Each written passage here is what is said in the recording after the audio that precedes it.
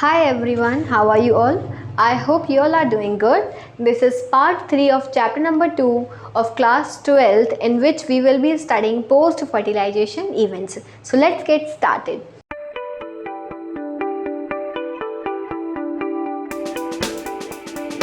Chapter number second जो है आपकी क्लास 12th का, वो हमने स्टार्ट कर दिया था। 2 पार्ट्स ऑलरेडी अपलोडेड हैं, तो आप उन्हें देख सकते हो, और चैप्टर नंबर 1 भी ऑलरेडी अपलोडेड है। चलो, तो आज की क्लास में हम क्या पढ़ने वाले हैं? Post fertilisation events. तो क्या मेजर इवेंट्स इंक्लूडेड हैं, जरा पॉइंट्स देख लेते हैं।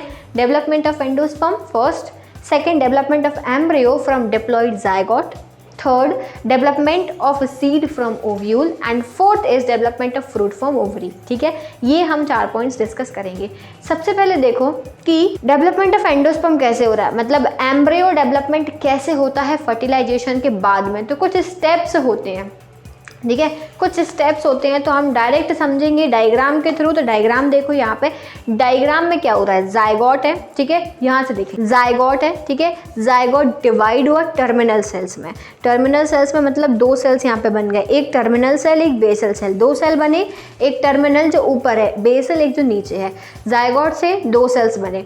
फिर उसके बाद में क्या हुआ, तीसरा जो डिवीजन है उसमें क्या हो रहा है कि ऊपर सेल एम्ब्रियो है, नीचे क्या है, सस्पेंसर है।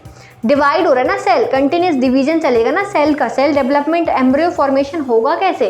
सेल 1 से 2, 2 से 4, 4 से 8, 8 से ऐसे करके पूरे डिवाइड होते रहेंगे। तो यहाँ पे एक जायगोट से पहले 2 सेल बने, 2 से फिर क्या हुआ कि ऊपर सेल एम्ब्रियो, उसके नीचे क्या आ गया आपका, यहाँ पे सस्पेंसर आ गया। फिर क्या हुआ, फिर जो ऊपर का एम्ब्रियो है वो 4 सेल्ड है, और नीचे देखो लॉन्ग सिलेंड्रिकल पाइप टाइप का दिख रहा होगा, वो आपका सस्पेंसर है पूरा। उसके बाद में अगला स्टेज क्या आया, ऊपर एम्ब्रियो सर्कुलर फॉर्म में, नीचे अगेन सस्पेंसर। ये होता है, इसको हम क्या बोलते हैं, इसको हम ग्लोबुलर स्टेज बोलते हैं, क्योंकि जो एम्ब्रियो है ना बेटा वो ग्लोबुलर फॉर्म में प्रेजेंट है, इसको हमने ग्लोबुलर स्टेज बोल दिया। नेक्स्ट स्टेज क्या आता है, next stage is heart shaped stage. कौन सा? दिल भाई, हार्ट, ठीक है, हार्ट बन रहा है, यहाँ पे दिल बनेगा एम्ब्रियो का। तो अब देखो स्ट्रक्चर कैसा है इसका, सिंपल सा स्ट्रक्चर है, वही ऊपर हार्ट शेप्ड एम्ब्रियो है, उसके नीचे जो एक पॉइंट है अटैचमेंट का, उसको हम हाइपोफाइसिस बोलते हैं, ठीक है। नेक्स्ट, अब रूट मेरिस्टम से क्या होगा, यहाँ पे रूट मेरिस्टम प्रेजेंट है। मेरिस्टम टिश्यू का काम क्या होता है, मैंने 11th में पढ़ाया है। मेरिस्टम सेल्स जो है वो कंटिन्यूसली डिवाइड करने वाले सेल्स होते हैं, डिवाइडिंग सेल्स होते हैं। तो यहाँ पे क्या हुआ, जो नेक्स्ट स्टेज में क्या हो रहा है कि रूट मेरिस्टम से कंटिन्यूस डिवीजन होता जा रहा है। जो दिल, ऐसा दिल दिख रहा था, वो दिल जो है वो उल्टा हो गया, नीचे जाता जा रहा है। क्यों? क्योंकि सेल्स डिवाइड हो रहे हैं।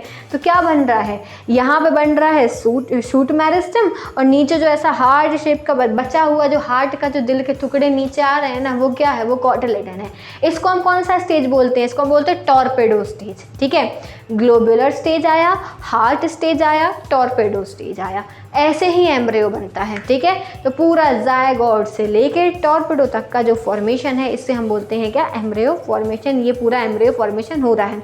चलो, पॉइंट्स कैसे लिखोगे इसमें, तो स्क्रीन पे आपको पॉइंट्स दिख रहे होंगे। Zygote divides by mitosis into suspensor and embryo cell, जो हमने डायग्राम में देखा था, सस्पेंसर और एम्ब्रियो सेल बनता है। Second point, suspensor cell forms a globular basal cell which remains embedded in the endosperm and a multicellular suspensor bearing the embryo। क्या मतलब है कि यहाँ पे जो सस्पेंसर सेल है वो क्या बना लेगा, वो ग्लोबुलर सेल, बेसल सेल बना लेगा, ठीक है। पॉइंट के साथ में आपको एक एक डायग्राम दिख रहा होगा। तो यहाँ पे सस्पेंसर सेल ने ग्लोबुलर बेसल सेल बनाया जो कि एम्बेडेड है एंडोस्पर्म में, और multicellular suspensor bearing the embryo, जो मल्टी सेलुलर सस्पेंसर है उसमें एम्ब्रियो है। तीसरा पॉइंट देखेंगे, globular embryo becomes heart shaped. अब हार्ट शेप बन गया, और फिर जो मैच्योर एम्ब्रियो है उसमें क्या होगा, रेडिकल, प्लोम्यूल एंड कॉटिलेडन प्रेजेंट होगा। तो ये 3 स्टेजेस हो गई, लास्ट जो आती है वो है आपकी टॉर्पेडो स्टेज। तो इतना आपको याद रखना है। अब एंडोस्पर्म करता क्या है, क्वेश्चन आता है, जो प्राइमरी एंडोस्पर्मिक न्यूक्लियस है वो रिपीटेडली डिवाइड करेगा और वो बना लेगा क्या, वो एंडोस्पर्म के लिए फूड प्रोवाइड करेगा, ठीक है। Food for the embryo, endosperm embryo के लिए फूड प्रोवाइड करता है, इतना आपको याद रखना है। और जो मैच्योर ओवरी है, जो ओवरी मैच्योर हो गई है वो फ्रूट में कन्वर्ट हो जाएगा और जो ओव्यूल है वो सीड बनाएगा। बहुत इंपॉर्टेंट है, ovary will always become into a fruit and ovule matures and becomes a seed. ठीक है, ये बहुत इंपॉर्टेंट है। फिर एक चीज़ और आती है, अगर हम फ्रूट की बात करें तो फ्रूट जो है वो दो तरीके का होता है, एक ट्रू फ्रूट और एक फॉल्स फ्रूट। ठीक है, ट्रू फ्रूट क्या है? ट्रू फ्रूट जो है वो ओवरी से बन के आया है। जैसे कि एग्जाम्पल क्या हो सकता है? मैंगो। ठीक है, मैंगो इसका एक एग्जाम्पल है, टमाटो, ये सारे क्या हैं? ट्रू फ्रूट हैं। फॉल्स फ्रूट जो कि ओवरी को छोड़ के फ्लावर के किसी भी पार्ट से बन सकता है पर ओवरी से नहीं बना है। जैसे कि एप्पल, कहाँ से बनता है एप्पल? रिसेप्टिकल से। ठीक है, तो एप्पल, पीच, ये सारे इसके एग्जाम्पल्स हैं। तो ट्रू फ्रूट में हमने क्या देखा? Mango, tomato. फॉल्स फ्रूट में हमने क्या देखा? Apple and peach. ठीक है, चलो अब हम आएंगे, सीड टू टाइप्स की होती हैं। Seed are of two types, एक एल्बुमिनस और एक नॉन एल्बुमिनस। एल्बुमिनस सीड वो होती हैं जिनमें एंडोस्पर्म होता है। ठीक है, albuminous seeds have endosperm, non albuminous seeds are without endosperms. Clear? ये इनके नीचे आपको एग्जाम्पल्स दिख रहे होंगे। नेक्स्ट, अब हम कुछ स्पेशल मैकेनिज्म्स की बात करेंगे जो रिप्रोडक्शन में आपको देखने को मिलते हैं। पहला मैकेनिज्म जो आपको देखना है वो क्या है? एपोमिक्सिस। ठीक है, एपोमिक्सिस का क्या मतलब होता है? Apomixis is production of seeds without fertilisation. Seeds तो बन रही हैं, ठीक है, टर्म क्या है? एपोमिक्सिस। मतलब क्या हुआ? सीड तो बन रही है बट बिना फर्टिलाइजेशन के। ठीक है, एग्जाम्पल क्या होगा? अब आप बोलोगे मैम ऐसा कैसे हो सकता है? एग्जाम्पल क्या है इसका? ऐसा कौन सा पेड़ है? तो एक होता है एस्टेरेसिया। ठीक है, ये देखो डायग्राम, एस्टेरेसिया, और एक होता है ग्रासेस।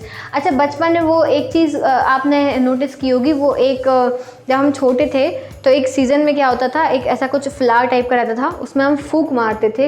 ये जो आपको डायग्राम दिख रहा है उसको क्या कहते हैं? ऐसे फूंक मारते हैं। तो फूंक मारने पे वो उड़ के आते हैं, छोटे छोटे से इसके जो पार्ट्स होते हैं वो उड़ के आते हैं, वो सीड है। वो क्या है? वो सीड है जिसको हम पता नहीं क्या बोलते थे, बढ़िया से उड़ के आ रहा है, उसके साथ खेलते थे, पकड़ते थे उसको और फिर ऐसे उससे विश मांगा करते थे। करा भी होगा, बहुत सारे लोगों को याद होगा।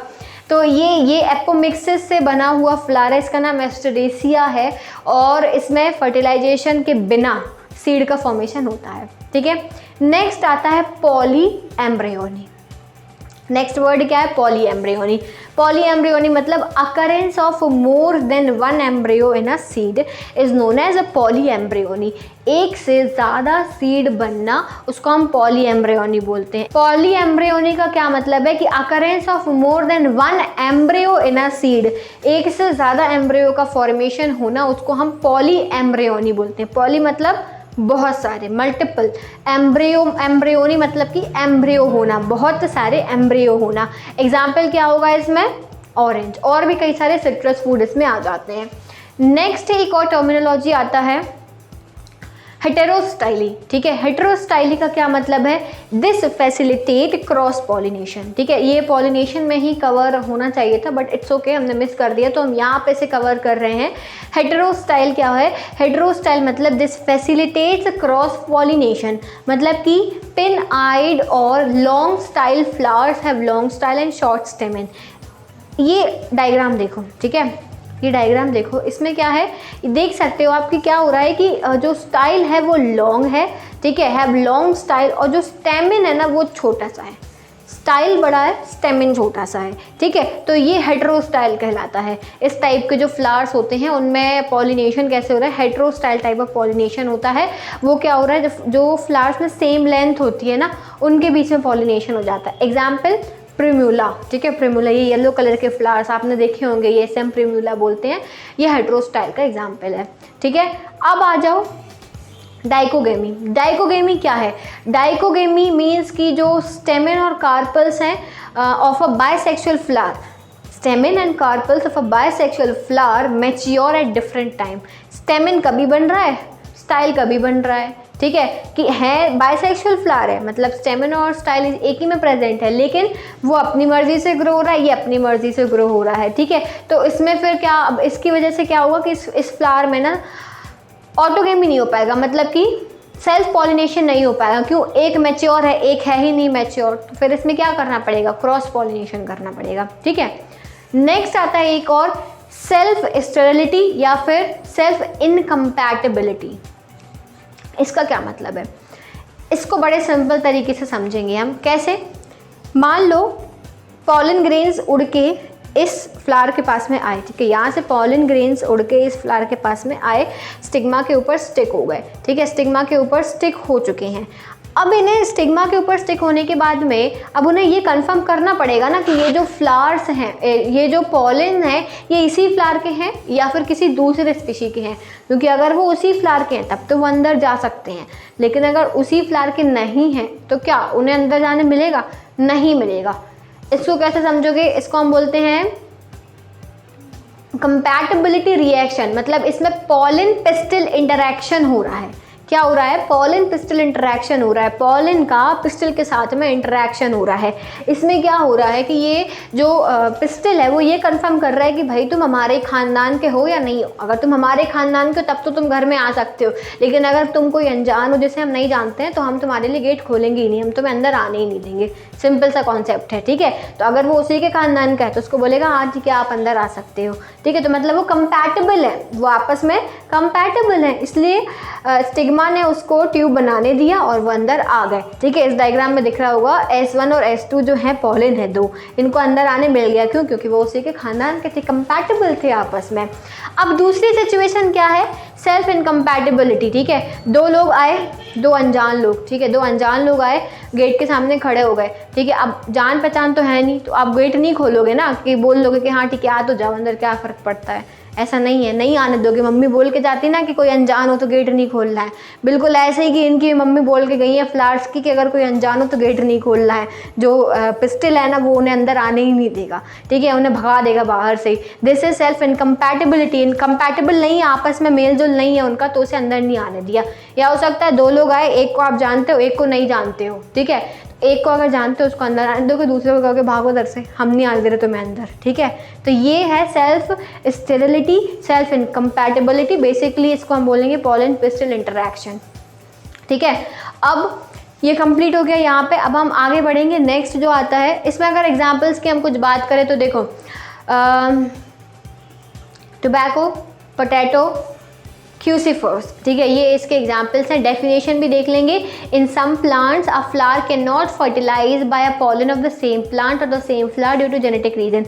कभी कभी क्या होता है कि उसी स्पीशी का है, उसी के खानदान का, लेकिन उसके बाद भी वो फर्टिलाइज नहीं कर पा रहा है ना, कि नहीं पहचान पा रहा है भाई, ठीक है। प्रॉब्लम कुछ उसको जेनेटिक रीजन से होने के कारण, जेनेटिकली उसमें थोड़े से चेंजेस आ गए, इस कारण से वो उसको नहीं पहचान पा रहा है ना। ऐसा ना, छोटे बच्चे हैं, जब वो छोटे से थे तब तो याद था कि हाँ ये बुआ के और इनके और उनके ऐसे ऐसे रिश्तेदार थे, ठीक है। लेकिन अब जब बड़े हुए 10 साल तक मिले ही नहीं, फिर वो घर आएंगे तो नहीं पहचान पाओगे ना। तो वही चीज़ हो रही है कि वो जब बड़े हो गए तो वो पहचान नहीं पा रहे हैं। तो जेनेटिक रीजन्स हो गए इसमें कि भाई चेंजेस आने की वजह से वो नहीं पहचान पा रहे। दिस इज सेल्फ स्टेरिलिटी, कि खुद ही के खानदान के लोगों को ही नहीं पहचान पा रहे हैं, ठीक है।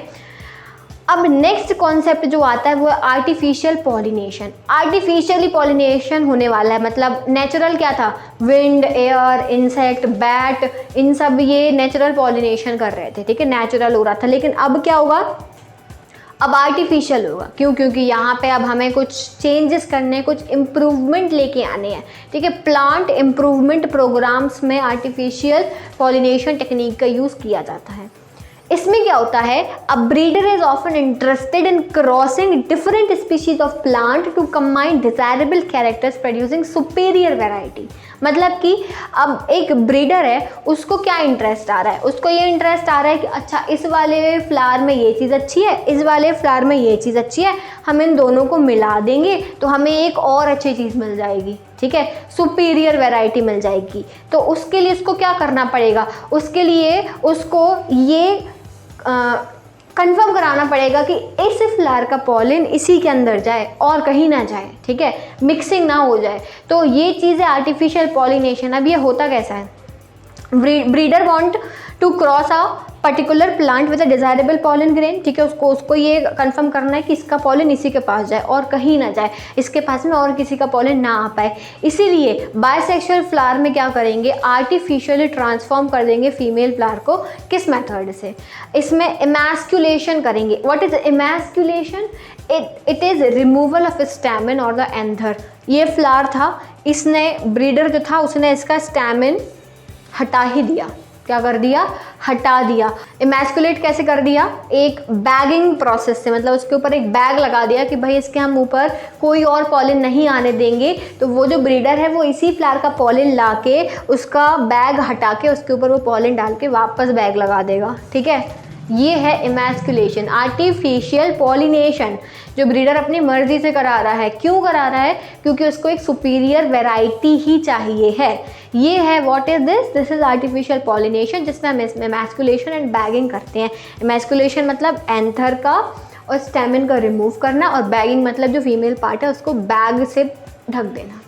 ठीक है, तो ये यहाँ पे आर्टिफिशियल पॉलिनेशन हमने पढ़ लिया। इस चैप्टर में इतना ही था। तो ये छोटी सी क्लास थी, ज़्यादा इसमें कुछ नहीं है पढ़ने के लिए। कुछ टर्मिनोलॉजी जो रह गई थी, पोस्ट फर्टिलाइजेशन इवेंट्स जो थे वो हमने यहाँ पे कंप्लीट कर लिए। अगर आपको कोई भी डाउट हो तो आप कमेंट सेक्शन में वो डाउट्स पूछ सकते हो। अब हम मिलेंगे न्यू चैप्टर के साथ में कुछ दिन बाद, तो तब तक के लिए वेट करो और सब्सक्राइब करना मत भूलना, लाइक ज़रूर करना और शेयर भी कर देना। ठीक है, then see you soon in the next class. Bye bye.